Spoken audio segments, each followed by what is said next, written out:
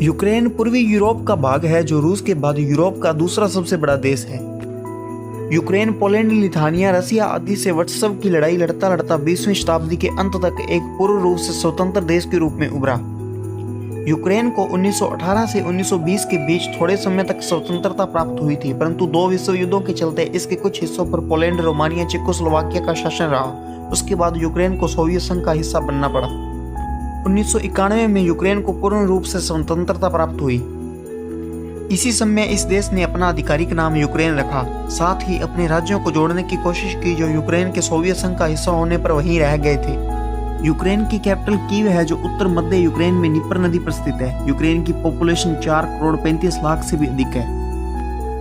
यदि हम यूक्रेन की भौगोलिक स्थिति की बात करें तो यूक्रेन की सीमा उत्तर में बेलारूस, पूर्व में रूस, दक्षिण में ओजोवा और काला सागर, दक्षिण पश्चिमी दिशा में मोल्दोवा और रोमानिया के साथ व पश्चिम में हंगरी, चेकोस्लोवाकिया और पोलैंड से लगती है।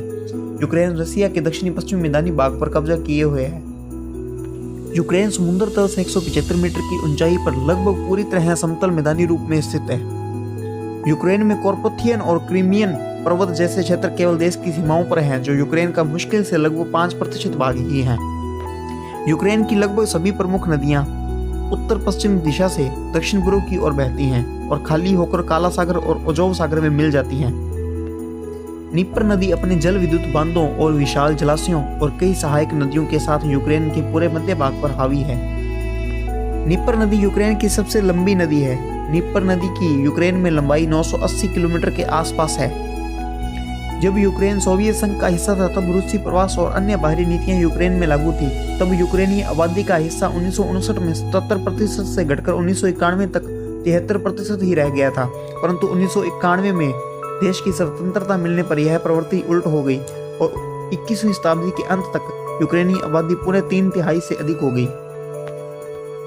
यूक्रेन में रूस के लोग अल्पसंख्यक समुदाय के रूप में हैं। रूसी यहाँ पर कुल आबादी का 5वां हिस्सा है तथा कुछ संख्या में यहाँ पर बेलारूसी लोग भी रहते हैं। यदि हम यूक्रेन की इकोनॉमी की बात करें तो यूक्रेन की आधुनिक अर्थव्यवस्था को सोवियत संघ की बड़ी अर्थव्यवस्था से बिल्कुल अलग विकसित किया गया था। 1980 में यूक्रेनी इंडस्ट्री का टोटल प्रोडक्शन का 17% भाग था। यूक्रेन में संस्कृति, प्रतिभा और विरासत का भंडार शुमार है। देश की भौगोलिक स्थिति के कारण यूक्रेनी संस्कृति पश्चिमी यूरोप और रूस दोनों देशों की संस्कृतियों से प्रभावित है। ये प्रभाव साथी देशों से बहुत स्पष्ट विभाजन नहीं पाए जाने के कारण देखने को मिलता है। उदाहरण के लिए यहाँ पूरे देश के कई हिस्सों, घरों, संस्थानों में रूसी भाषा बोली जाती है। साथ ही रूसी भाषा में ही गाने, पब्लिकेशन आदि भी प्रचलित है।